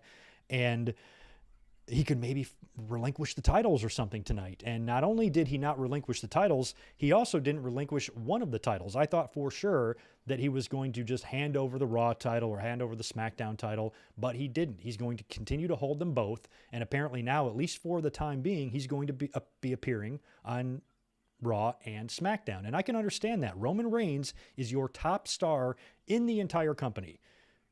I can understand why both networks would want him. I can understand why USA would say, why are you just keeping him on Fox? We deserve him too. We're paying you just as much as they are. So it is funny how TV deals do kind of factor into pushes now a little bit. And Roman, at least for right now, is going to be carrying both of these titles. Now, I don't know when he starts defending them, if he's defending one or both. Shinsuke Nakamura would make his presence in this promo. He interrupted Roman Reigns, and this was great. He came out to the ring, and Roman just didn't even let him talk. Just put his hand on the microphone. I know why you're here. I know why you're here. And gives Shinsuke a hug, which was crazy. And then he's super kicked by the Usos and beaten up. So there you go. Roman not only is not injured, but he's going to be defending his title at Backlash against Shinsuke Nakamura. I am totally into that match. Is Shinsuke going to win the titles? No. But I'm still really interested in seeing that match. It's going to be fun. Random opponent for Roman Reigns, somebody different. Nakamura, I've been desperate for him to get away from Rick Boogs. I just didn't want it to happen the way it happened at WrestleMania with Boogs getting injured. That was unfortunate. But now that he's by himself, he's getting a title match on a pay-per-view. People were complaining about that. Oh, why are they just using Nakamura to get somebody else over? I'm like, they're not doing that. Nakamura is getting a championship world title match on a pay-per-view against the company's top star. I see no bad in that. I see no downside to that. That's good for Nakamura and nothing else but good. So it's a far cry and difference from where he is currently on the card. Shinsuke's been doing a whole pile of nothing for months now. Now he's going to work with Roman in the main event of a pay-per-view.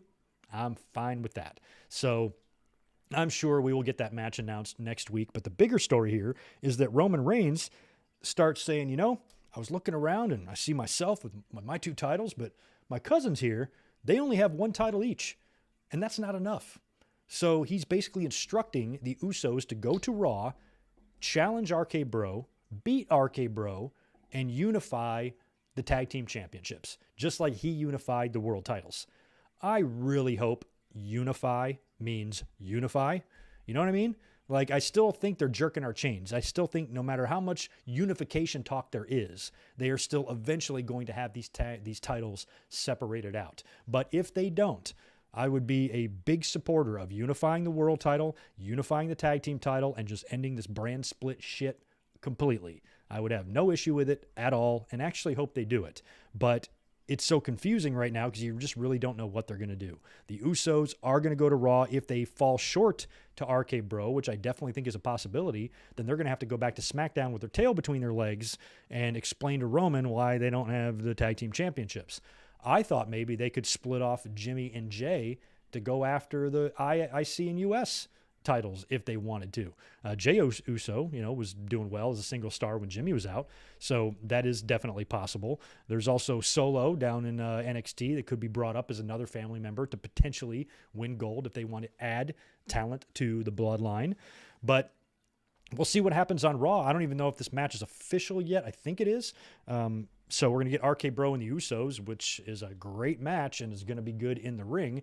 But do we see the titles unified here? And if the Usos do, in fact, win them, and they've got the red ones and the blue ones, do they really walk around with the red and blue titles all the time? The longer they carry both the belts around, the more likely it is that they are eventually going to split the titles up. But if they unify them and give everybody just one belt, that's what I'd like to see, but Roman seems to be into the idea of collecting belts, so he wants as many belts as possible. So he probably doesn't want to reduce the amount of belts. He wants to add the amount of belts, which is why the Usos are temporarily going after the Raw Tag Team titles. So my instinct tells me that unify does not mean unify. Eventually, when all the dust settles here, they are going to go back to having 2 world titles and 2 tag team titles, but I would really like to be wrong on that. I would really like to simplify some of the championships in WWE. I think it's way too many, and it's unnecessary. So if you reduce the amount of titles, you can increase the value of others, and that's always kind of the way I've looked at it. So last night's SmackDown was not great, but it did have its moments, like I said. Raw this past week also did pretty good in the ratings. Same rating as SmackDown, I believe, 2.1 and a 0.63 in the share. Another excellent showing in that key demo.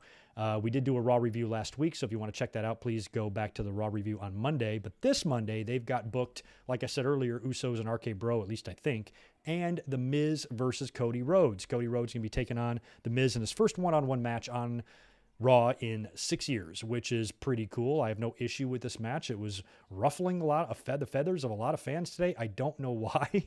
I have no issue with The Miz losing to Cody Rhodes. None whatsoever. Hell, they could even do a Logan Paul run in here if they wanted to. But Cody Rhodes beat Seth Rollins straight up in a 22-minute match at WrestleMania. He's not going to have too much problem cross-Rhodesing and pinning The Miz. I wouldn't get too worried about this. And it doesn't mean that Cody Rhodes is now a mid-card player. It doesn't mean that Cody Rhodes is going to be chasing around the 24/7 title next week. That's not what it means. This is just a match for him to have and to win. That's all. Seth Rollins will probably come out in this thing and either interfere or do another handshake or do another type of tease with Cody, because Cody and Seth will be your Backlash match. Mark my words. So I wouldn't worry about Cody and The Miz. It's silly to get all fucking up and they're hot and bothered about it. It's ridiculous. So it's just a match. It means nothing. And it's just a match to highlight Cody back in the ring on Raw for the first time in 6 years. He could have wrestled anybody. Could have wrestled The Miz. Could have wrestled anybody on The Miz's level. It didn't matter. He just needed to have a match. And him and The Miz have some history, I'm sure. I'm sure they've wrestled and they definitely know each other. So we will see on Monday. I'm perfectly fine with that match. I don't think it needs to be compared to Suzuki and Joe in any way. They're 2 completely different situations. I'm excited for both of them. Excited for Miz and Cody on Monday. Excited for Joe and Minoru on Wednesday. No reason to take a side. And Raw, hopefully, this week will be good. Unfortunately, I'm going to miss it because I'm not going to be home to see it, but you will hear my thoughts on it at some point next week. We got to talk about last night's Rampage. Holy shit, what a show. My God. I want to get to the main event so badly here, so I'm not going to spend too much time on the undercard, but the show opened up with Danielson and Trent Beretta in the ring already. Bell rings as soon as we go live, which I liked. They have a good little match there. Danielson, of course, gets the win, and Trent has been acting like a huge asshole with the best friends and stuff, and we would see what Yuta would do later on. Hook is attempted to be interviewed yet again backstage. And I just love writing down in my podcast notes, Hook eats chips. Love it. Hooks eat Doritos. Hook eats Lay's. Barbecue Lay's, I think, is what he was eating last night. And I forget the girl's name. She's attempting to ask him questions, and he's just eating his chips. Just like a fucking kid. Just not even paying her any mind. Gets up and walks away. Danhausen jumps out of the trash can, tries to curse Hook, but he just blows the curse off yet again. And I love Hook. I saw RJ City interview him too, and he's eating Doritos. Fucking hilarious. So I think AEW is handling Hook brilliantly because I just like his, his persona. I like that he's entertaining in a funny way while being a credible young talent. He's winning his matches by, pummeling his opponent and submitting him and all that stuff. He's a tough kid. But yet he's ridiculous. He kind of just looks like a 19-year-old kid who works at a grocery store. You know what I mean? Like his mom's driving him there so he can go push the carts. He kind of has that look to him. He's just a kid, but he's funny and just he can sit there and eat goddamn chips and crack me the fuck up. So They got something in that Hook kid, I'm telling you. I really like how they're kind of presenting him so far. They're not, not rushing into anything. I don't think this guy needs to be challenging for the AEW title in the main event of Dynamite anytime soon. But for him to get all these reps, get this experience, and work with as many people as possible, I think is great. Plus, they're adding to his mystique a little bit by never having him talk. What do you guys think Hook's first word is going to be on TV? I don't even know what his voice sounds like, to be honest with you. So I really like all that stuff with Hook. It cracks me up, and I always smile when I see him on TV. And that hair, man, my God, I'm jealous. Look at my chrome dome. Swerve Strickland defeated QT Marshall, and, a match that was a match. Swerve, I'm so happy he's in AEW, and I'm so glad he's getting matches. He's so stupidly good. Ricky Starks, I believe, is on commentary for this. After Swerve wins, he gets on the mic and challenges Swerve and his friend Keith Lee to take on Starks and Will Hobbs in a tag team match on Wednesday. So that will be an interesting one. 2 big guys and 2 little guys teaming up to smash each other. So it'll be big, meaty men slapping meat and 2 skinny guys slapping bones on Dynamite. That should be a lot of fun. After that, we got a Owen Hart Foundation tournament qualifier between Red Velvet and Willow Nightingale. Everybody loves Willow. I believe she made, pretty good outing for herself, I think at the Supercard of Honor, right? And everybody's happy to see her. Red Velvet did get the win here and advances to the tournament. However, I think Tony Khan needs to give Willow that graphic. What do you think? I think she's over with the fans. They like her attitude. They like her enthusiasm. She can do some pretty impressive stuff in the ring, and she will only get better. And she's the type of talent that you like to see get opportunities because she really seems like a pleasant, positive person, and was happy to see her featured again on television last night. And hopefully this will not be the last we see of Willow, even though she fell short to Red Velvet, which as much as I love Willow, Red Velvet was the right choice there. She's been putting the work in. She's great. She's in the tournament now. And start placing your bets for who is going to win the Owen, the first ever Owen.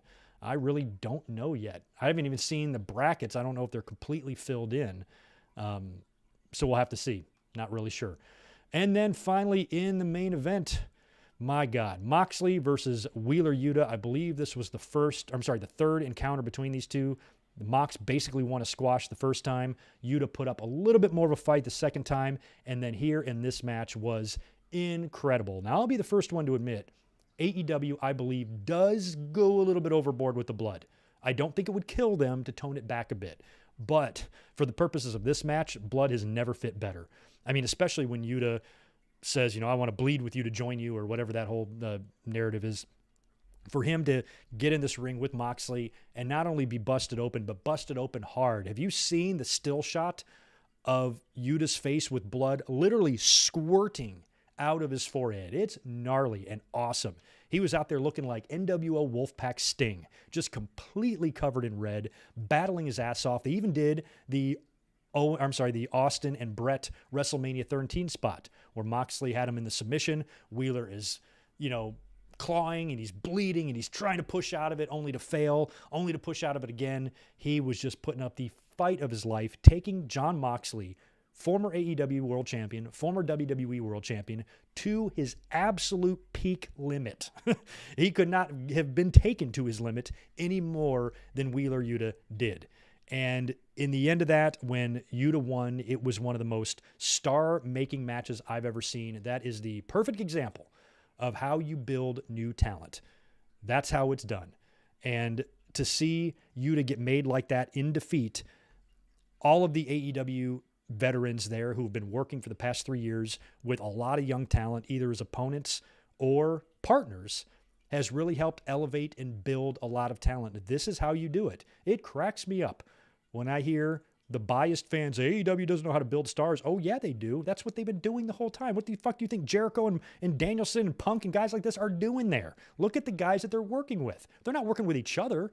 They're working with the future of AEW. They're giving these guys these rubs 20 years from now. When guys like Jungle Boy or Wheeler Yuta look back at their careers, they're going to refer back to these matches with Jericho or Moxley or Danielson or Punk or any established megastar like that they got a chance to work with in the ring.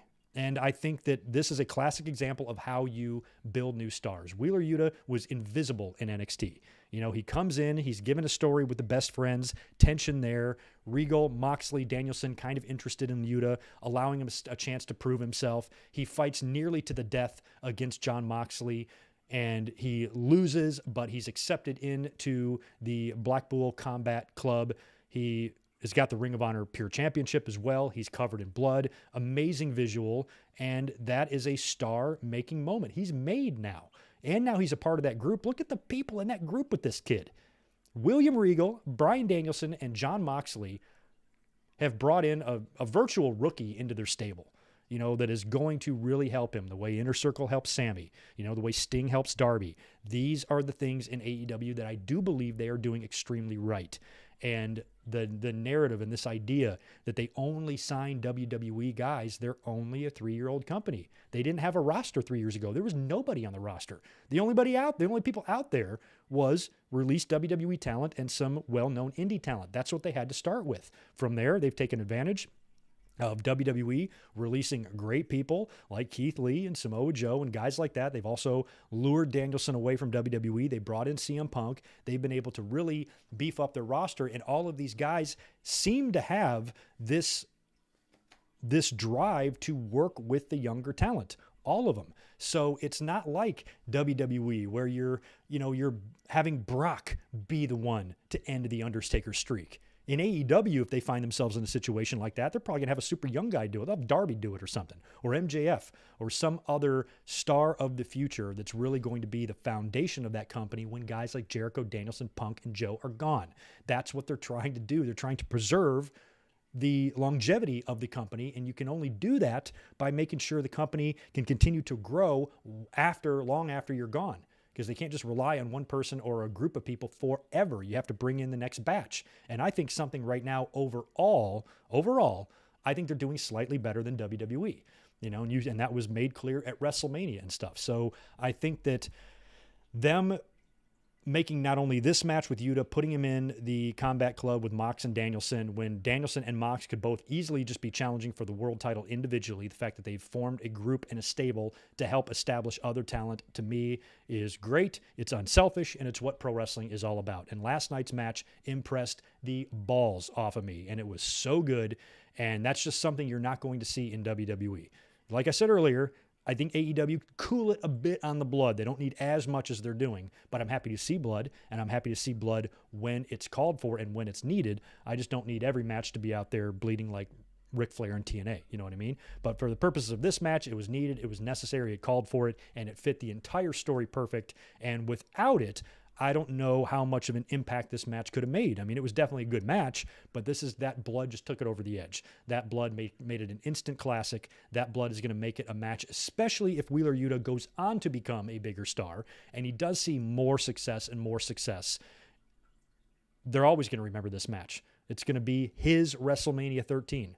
The way Austin always points back to the Brett match at WrestleMania 13 as the greatest match of his career, and without it, who knows what Stone Cold Steve Austin would have become. And I think Wheeler Yuta can look back to this one against Mox the exact same way. So props to Mox, props to Yuta. That was just a phenomenal main event last night. Enjoyed every fucking second of that. And in terms of what we're going to see this week on Dynamite, now, of course, last week I was not here for the watch-along. We saw the amazing main event between FTR and the Bucks. FTR getting the win in what a lot of fans consider the second greatest tag team match of all time, only one notch behind the match they had just a few days before at the Supercard of Honor against the Briscoes. They come right out, tear the house down with the Bucks.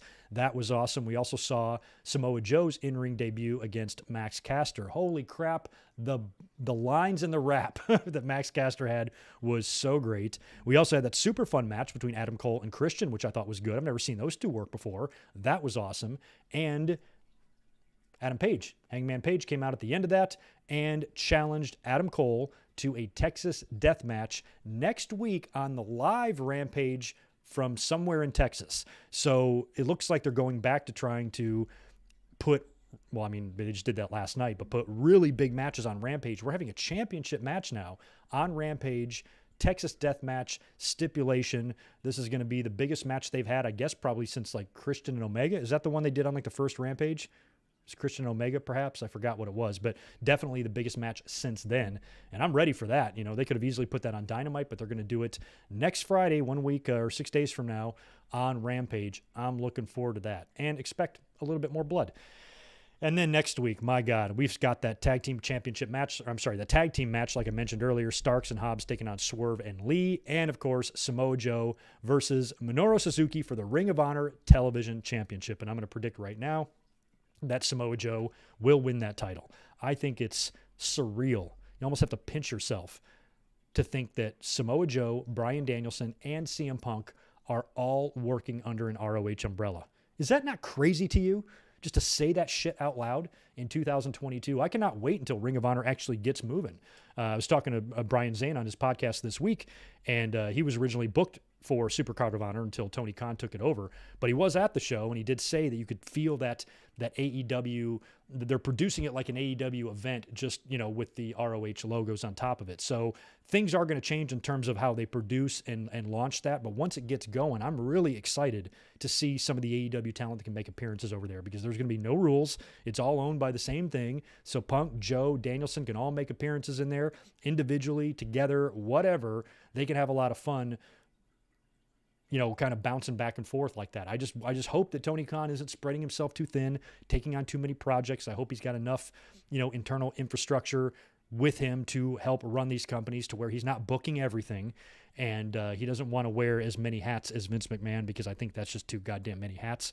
And he should have a little bit more delegation going on. But, you know, other than that, and other than possibly biting off more than they can chew, I'm really excited for Ring of Honor and what the future of it is and what they do with it now that it is well-funded, now that it is the worry of, you know, them, you know, getting TV deals or being owned, you know, or having owners. TNA went through the same thing, just revolving door of just owners and people in charge. So did WCW. To have a little bit more stability here is what you need in wrestling, because a lot of the downfall of WCW and TNA was due to all the internal stuff. When you have one dude owning shit, that's the best. I mean, unless Tony Khan sells it off to a media company or something, then you might run into those problems, just like Ted Turner after the AOL and Time Warner merger.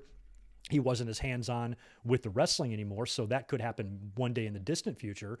But in terms of having wrestling companies that are going to have longevity, have success, and have the financial ability to do what they need to do, I think that's when the Vince McMahons and the Tony Khans are the best people to be wrestling promoters, and not having it owned by some other entity, because that's when, you know, things can go sideways. So I'm excited for the future of Ring of Honor, excited to see them start running shows again, and, you know, excited to see all the crossover potential that we have here. Even with some of the New Japan stuff, could be really fun.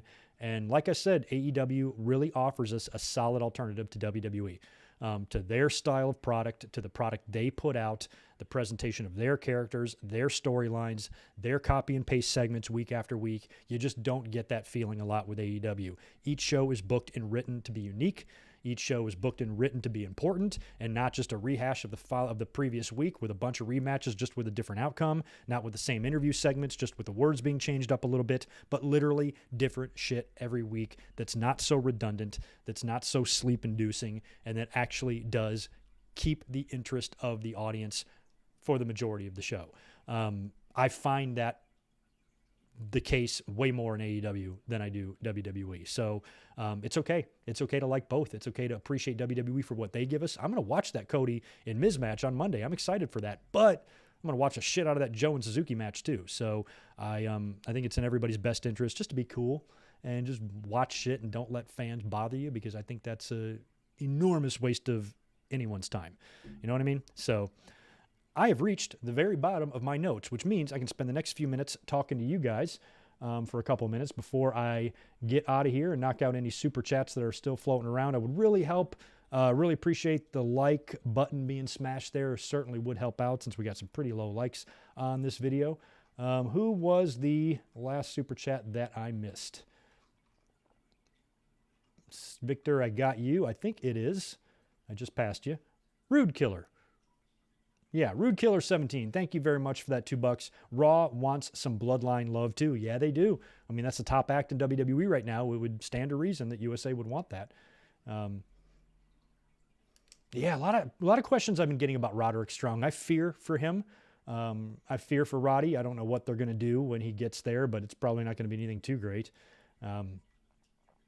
Rude Killer back with 5 more after that. Thank you, dude. Any chance we see a title change next week on Dynamite? Well, yeah, I definitely think Joe will take the Ring of Honor title from Suzuki. I absolutely believe that. Unless they do a DQ or something, I certainly can't see Joe getting beat. I kind of had Joe pegged for the Owen tournament, but have they done any qualifiers for that yet? I don't even remember. So in the next podcast here, in the upcoming weeks, we're going to take a look at that bracket once it starts getting filled in. And for the men's and women's tournament, should be able to give some pretty decent predictions, I think, of what's going to happen once I see who's facing who and who's on what side and who it would make the most sense for in terms of winning the Owen Hart tournament. The very first one. It's going to be important, so you want to make sure the winners of these are the right ones. Yeah, Yuta passed through NXT, did he not? He was there. I mean, briefly, but he was there.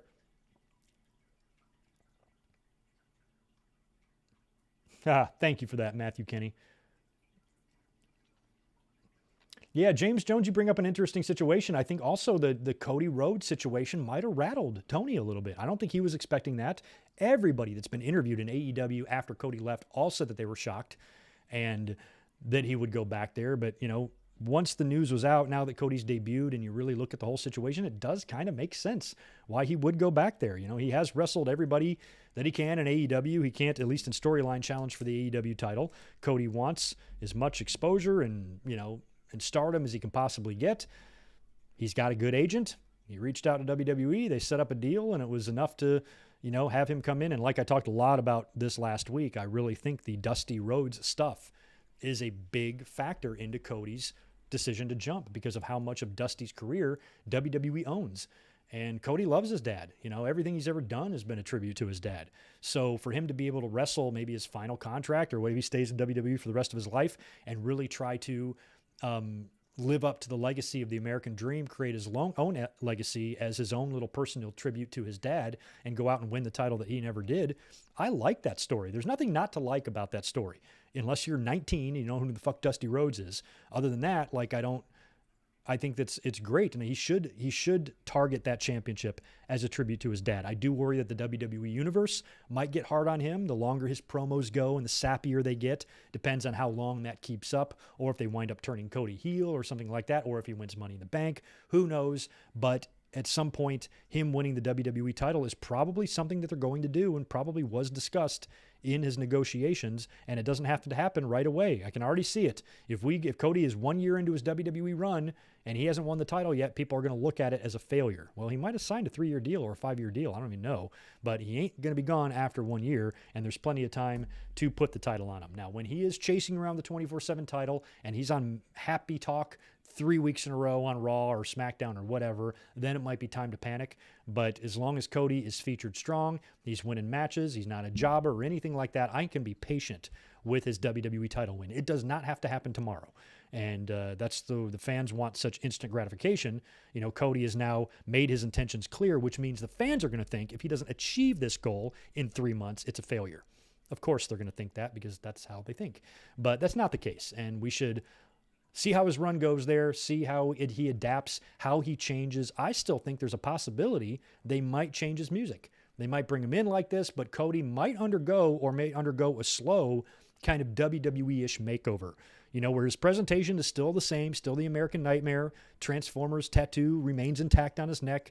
His gear and his robes are similar, but maybe new or maybe tweaked up. And maybe they do make him a own custom WWE song. Maybe the same band that sings his current song makes him another one. Because a lot of people have pointed out the lyrics of Kingdom don't make that much sense now that he's in WWE. And I get that. So they might have to change that up, here in the near future. We don't know. But I'm excited to see what somebody with the last name of Rhodes does in WWE. Cody's a completely different worker and cat than Dustin was. And they never really got Dustin never really got a chance to, tribute the career of Dusty, except for maybe in WCW when he was the Natural. And when he first came in, if you remember, go back, it's hilarious. Go back and watch Dustin Rhodes. You can probably find it on YouTube. Watch Dustin Rhodes' debut in WWE. there's a promo, like that podium promo with Gene Okerlund that they would do, not the podium, but the platform promos they would do back in the day on Superstars in front of the crowd. And he's up there talking with Dusty, and he is doing the Dusty voice. He's talking like him. He's doing the thing, baby. He's talking like that. And I'm like, and he did look insanely like Dusty. Cody doesn't look anything like Dusty, but Dustin and Dusty I always thought looked incredibly alike, and especially with the blonde hair. And Dustin wasn't as, wide, I suppose. Oh, it shook my camera. Wide, I suppose, as Dusty, but he was tall and he was lanky and he was a natural, and that was his gimmick in WCW, the natural Dustin Rhodes, which I do think was a good tribute to his dad. But Cody has a chance to do something on so much bigger of a scale, and I'm excited to see where it goes. So, Team Cody right now until things just kind of fall off or fans get bored with him, which I think might happen. And WWE and Cody is going to have to kind of think on their feet that you can't just do this John Cena direction with him and go out there and cut sappy babyface promos with 20,000 people booing you. If it gets to that point, like it kind of did in AEW, I do think they need to consider maybe not Cody going heel, but, Cody at least showing some sort of a mean streak, killer instinct, something like that, to make the fans realize that he's not just a whiny, crying sap, you know what I mean? So they need to basically tread carefully, because the WWE audience, I always feel, is way more ruthless than the AEW audience when they don't like something. So the way it's planned out in your head might actually not be the way, it unfolds or it executes on TV. So should be an interesting few months. Generally, after WrestleMania time, it's kind of like a downtime anyway, but I think we are set up here with enough stuff to just keep on rolling. Backlash right now is looking like kind of okay. Going to get Charlotte and Ronda, Roman and Shinsuke, probably Cody and Seth, and maybe even some tag team unification matches if they run RK Bro and Usos back. So it's looking pretty good. Every Dynamite looks good, and this week looks exquisitely good with that dream match between Joe and Suzuki. So for wrestling fans, things look pretty good right now. So crazy Tony Khan tweets or not, I think we've all experienced worse. You know what I mean? That is going to do it for me today. I got to get out of here because I got to go to work tonight and all that good stuff. So make sure you're here with us tomorrow night. Like I said, 8 p.m. Eastern, 5 p.m. Pacific. We're going to do a watch-along of WWE Backlash 2002 when Triple H drops the championship to Hulk Hogan, the championship that he was just presented, I think, 2 weeks before on TV, the brand new undisputed championship that they used in 2002. And he'll be dropping that to Hogan tomorrow night, and we're all going to watch it together. And like I said, I don't know any other matches on that card. So go down to the description, and you can click the link and save it for tomorrow and give it a like, and I will see you guys there. Thanks again for being here this afternoon. Oh, I'm sorry. Let me knock out Super Chats before I go. Rude Killer, I got you. Daniel, good to see you, man, and welcome back. Appreciate that $2. You going to Dynamite show at the LA Forum? Yes, I am, and will be there. Also going to Double or Nothing. So if anybody's going to be in Vegas, DM me, and we will meet up. And Matthew Kenny, thank you very much, dude, for that $9.99. Hey, bud, April 15th is just 6 days away. Do you think WWE will release a bunch of wrestlers on that day? I don't know. Was that the day they released them last time? Fucking tax day? Usually there is a spring cleaning after WrestleMania. That is right. That's something I haven't even thought about yet. So yeah, we could see some releases, but at the same time, that's generally what we see pre-pandemic, is we would see some spring cleaning, I believe, every year after WrestleMania. However, WWE has released so many people over the past 2 years. They're probably to the point where they've released everybody. Everybody they have there, they intend on keeping, but I could be wrong. We could see a few releases in a few days, but I don't think they're going to release a big batch, although they could. I mean, NXT's loaded with people and talent and rookies and stuff, so who knows. But I have a feeling that we won't see it to the degree that we've seen it already. I think WWE pushed a lot of talent out and made that space for themselves, and they might not need to do too much else, but we shall see. Hit the thumbs button on your way out the door if you don't mind. I would appreciate that, and I will catch you guys tomorrow night for Backlash 2002. It should be fun. Y'all have a good Saturday.